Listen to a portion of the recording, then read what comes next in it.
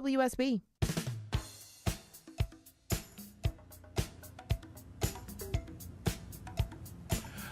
Shelley Winter Show live, local, topical, and relevant. Let me issue an apology to my dear friend and sister, Karen Burt Walker. The breakfast is this Saturday, but it's not the Fulton County Republican Women. It's Fulton County Republican Party breakfast. It is this Saturday at the Rivermont Golf Club. Doors open at 9 a.m. And my good friend, my new friend, Frank Murphy, author, inspirational speaker, is going to be the keynote speaker. And also the other, Scott Hilton will be there, Eric Tatum, Chuck Martin, Bridget Thorne, Azor Duan, Jack Miller, Mike Dvorak, Keith Geitman. Geitman is also going to be there speaking. But the keynote speaker is Frank Murphy. Met the young man at the barbershop, the Rick Jackson for Governor event that he had at the barbershop. And Mr. Murphy's a good speaker, so if you can head on out. If you're not going to go to Cobb, Fulton County Republican Party at the Rivermont Golf Club this Saturday, August 8th. Frank Murphy is going to be speaking. Doors open at 9. I apologize to my dear friend and sister. It wasn't her event. I got a bunch of calls. My phone blew up. No, it's not us. It's a Fulton County Republican Party. So he is a keynote speaker. So get to that if you can. A lot going on this week, and campaign season is starting. Get out there, Republicans, and door knock and phone bang for all the candidates, but the Rick Jackson campaign especially. I want to talk about this story. Listen to this headline. This is from the, the English paper, The Guardian. Yes, from The Guardian. Trump cut out of New Deal to reopen Strait of Hormuz. Iran and Oman are close to finalizing an agreement to restart shipping traffic in the strait by charging commercial ships for passage and splitting the fees, according to several officials. Vessels heading into the Gulf would transit a channel controlled by Iran close to its coast, while those exiting would use a channel close to Oman, and they would get a fee as well. They are not calling it, Iranian officials said there would be no toll, but a service fee would be applied to cover the environmental impact of the shipping, security for the cargo ships and tankers, and staffing. The revenue from this charge would be divided equally between Iran and Oman. So of all the bluster going on right now, early voting and the votes are just coming in, I'll tell you, but for all the bluster going on, basically what's going on, what you see happening, really, to be completely honest with you, is these are Muslim countries. And yes, there is a fight, if you will, for lack of a better word, between Sunni and Shia. And, but at the end of the day, they're all Muslim.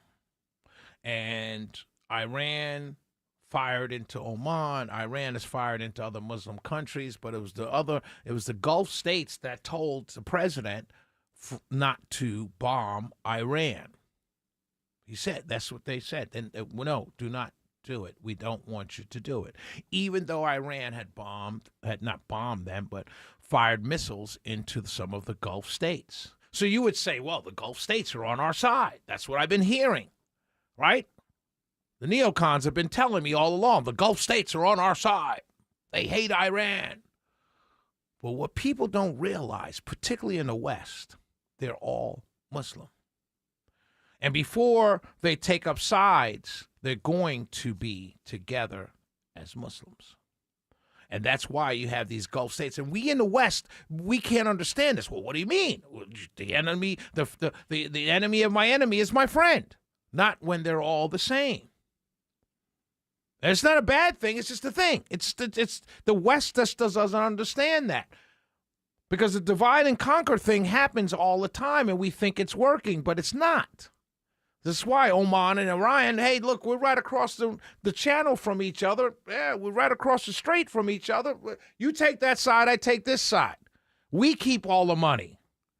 We don't give up anything to anybody else. Why? We're Muslim.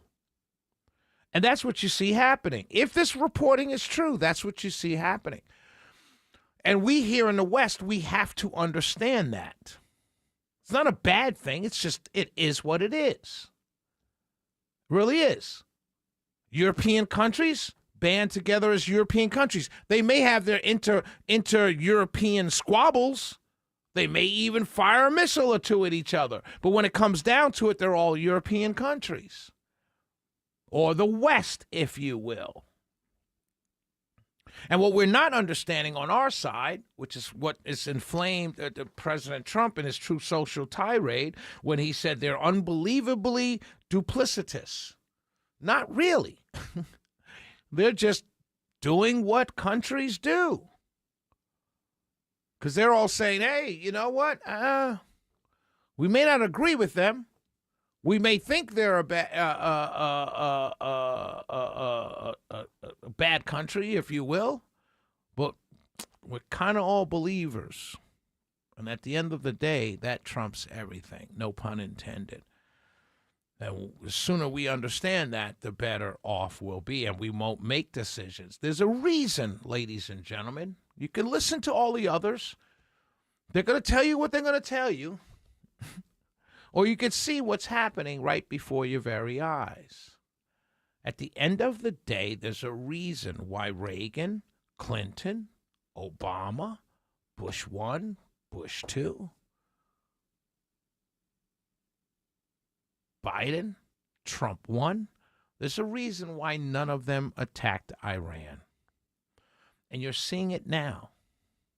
This is the reason. Let's just remember this talking point for 47 years. Well, there's a reason why all of these presidents, both Democrats and Republicans, stayed away.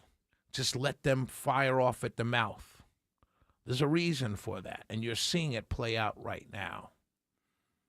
And the president, if he continues to listen to the Gulf states, because we're all our people over here saying, yeah, just level them, just level them. And the president, to his credit, saying, look, there's a lot of innocent people. I'm not going to bomb this country. But they need to know what's going on. At the same time, he's talking tough. At the same time, he's saying, but I don't want to do it. And then the Gulf states are telling him, oh, man, no, we don't want you to do it either.